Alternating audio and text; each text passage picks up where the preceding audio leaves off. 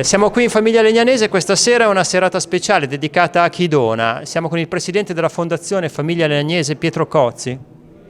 Chi dona è il nostro motto, perché cerchiamo di raccogliere attraverso aziende, associazioni e privati, di raccogliere dei fondi che destiniamo in borse di studio, e come prima ho detto nella nostra conferenza, noi abbiamo raccolto 225.500 euro lo scorso anno, che ci hanno permesso di donare ben 149 di borse di studio. Questo è un orgoglio che abbiamo, perché riusciamo a creare dei giovani talenti che sarebbero poi il nostro futuro.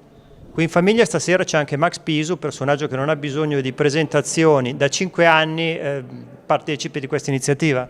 Sì, è una cosa particolare, in genere si premiano gli studenti con le borse di studio, in questo caso viene riconosciuto ai donatori, che sono coloro che poi danno queste borse ai ragazzi, quindi è un riconoscimento per loro ed è un progetto che mi ha colpito fin dall'inizio quando me l'hanno proposto, e quindi ogni anno mi piace essere presente ad appoggiarli, insomma. Grazie. Presidente della famiglia Gianfranco Bononi.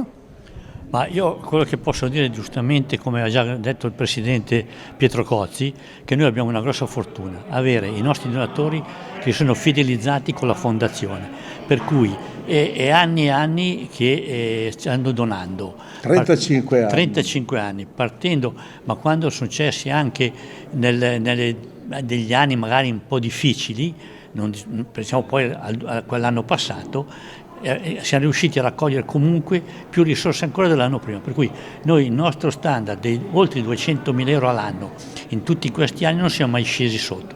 Vuol dire che i nostri donatori sono davvero molto molto finalizzati con la famiglia e capiscono l'importanza di questo dono.